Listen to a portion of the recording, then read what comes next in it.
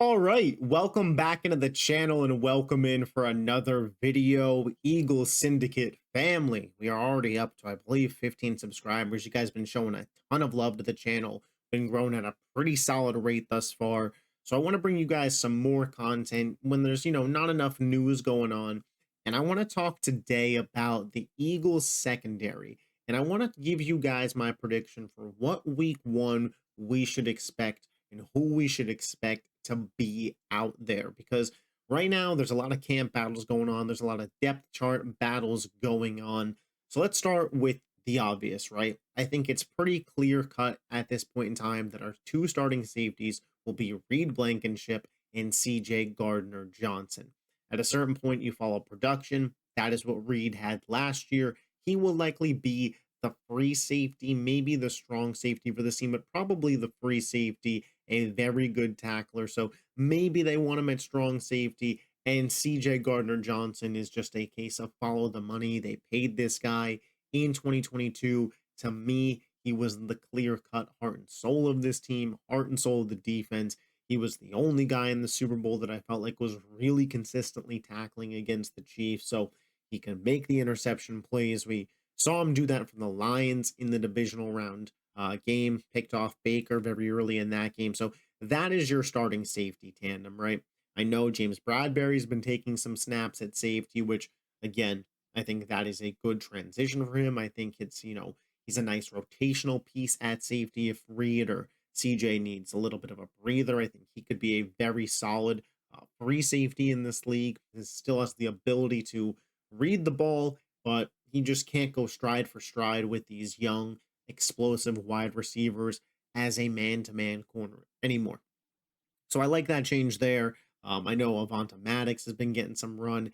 Sidney Brown, obviously. These are guys that could eventually work their way into the rotation.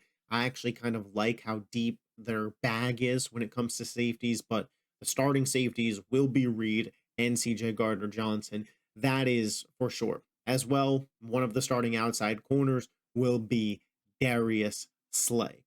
Big play Slay. Again, follow the money, follow the production. There's not a doubt in my mind that this will be one of our two outside starting corners. You guys know the deal with Slay at this point.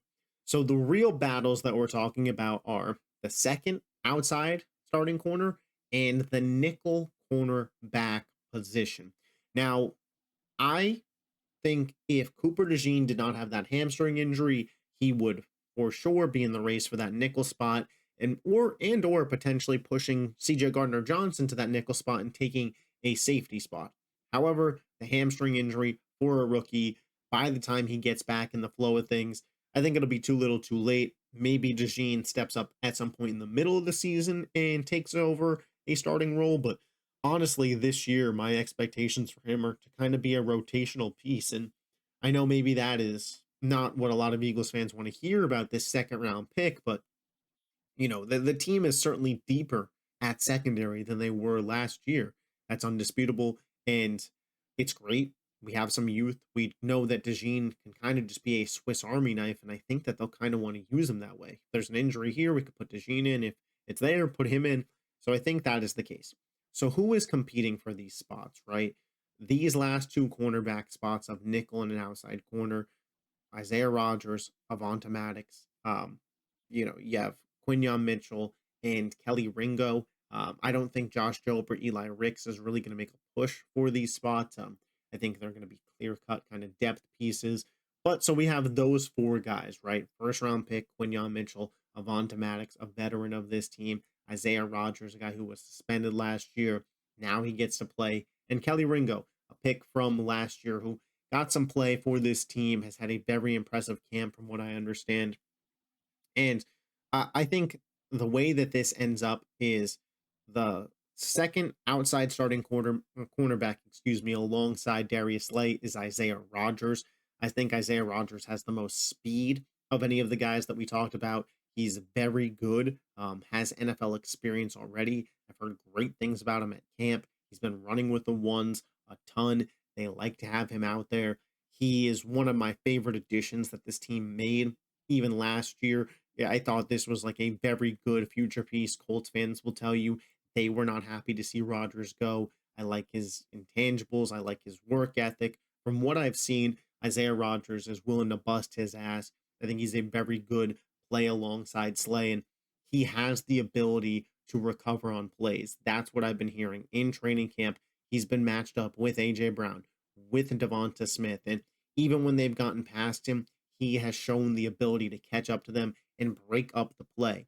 That is not something that this team saw last year with James Bradbury, and it is a very highly valuable skill in the NFL to be able to have the ability to play man to man because even if a wide receiver gets a first step on your corner, he can still make a play on the ball.